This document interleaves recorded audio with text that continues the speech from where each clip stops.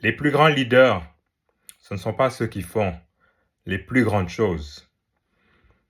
Ce sont ceux qui amènent les autres à faire les plus grandes choses. En anglais, on dit It's not about making someone do something, it's about making someone want to do something. Si vous donnez une tâche à quelqu'un, que la personne l'exécute parce que c'est un ordre, vous n'êtes pas un leader, vous êtes un boss, c'est tout.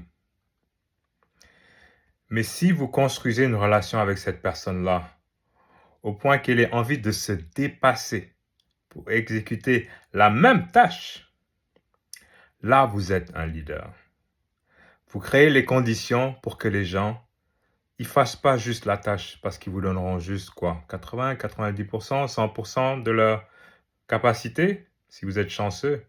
Mais si vous leur donnez envie de faire cette tâche-là, les gens vont se dépasser pour vous. C'est ça le vrai leadership. C'est ça qui permet de transcender les employés qui travaillent pour vous. Et c'est ça la recette miracle. Et ça vous permet déjà de ne pas faire toutes les tâches jusqu'à l'épuisement, parce que vous ne pourrez pas. Et vous ne pourrez pas scaler et faire grandir votre entreprise si c'est vous qui faites tout. Mais si vous savez motiver les autres à se donner à 200% pour vous, parce que vous êtes une bonne personne, parce que vous êtes à l'écoute, parce que vous êtes juste, c'est ça le vrai leadership. Et vos équipes, elles atteindront des résultats extraordinaires et ils vous suivront, elles iront à la guerre pour vous, elles vous suivront n'importe où. On le voit au football, les grands entraîneurs, ce ne sont pas forcément des génies du ballon rond, mais c'est des gens qui savent connecter avec les joueurs. Mais les joueurs sur le terrain, ils vous donnent 200% parce qu'ils croient en vous. C'est ça le leadership. Je termine par une analogie de Mourinho, ou je ne sais plus c'est quel entraîneur là, qui avait sa star, qui voulait aller au carnaval de Rio. Et sa star lui a dit, moi je veux aller au carnaval.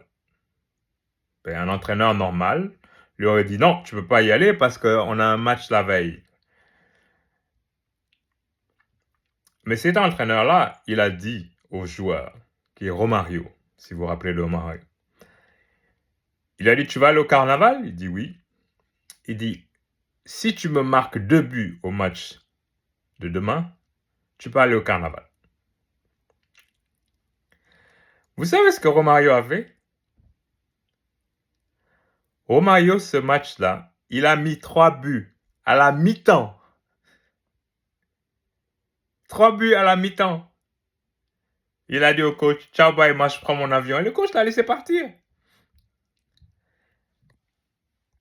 C'est une petite anecdote, une petite boutade qui va peut-être vous faire sourire. Mais c'est ça, gérer. Phil Jackson, pour ceux qui suivent le basket de la NBA.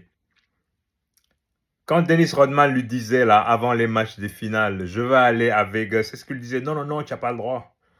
Non, tu vas aller à Vegas. Demain, tu me prends 20 rebonds. Puis tu pourras aller à Vegas. Mais le jour du match, qu'est-ce que mais il se donne comme, comme un fou. Il te donne même plus que les 20 rebonds que tu l'as demandé. C'est ça l'encadrement, le leadership. C'est ça. C'est rien d'autre. C'est pas by the book, il faut aller ici ou là. Ah, c'est écrit dans les textes que tu ne dois pas sortir. Le but, c'est que j'ai un rendement sur le terrain. C'est ça que tu cherches en tant que leader. C'est qu'on ton employé soit opérationnel et excellent à ça. Le reste, tant que ça reste dans les limites de l'acceptable et que ça ne blesse personne d'autre, que demande le peuple? Likez, partagez la vidéo si vous pensez qu'elle vous a parlé ou qu'elle peut parler à quelqu'un dans votre entourage. Et abonnez-vous à la chaîne pour plus de contenu similaire.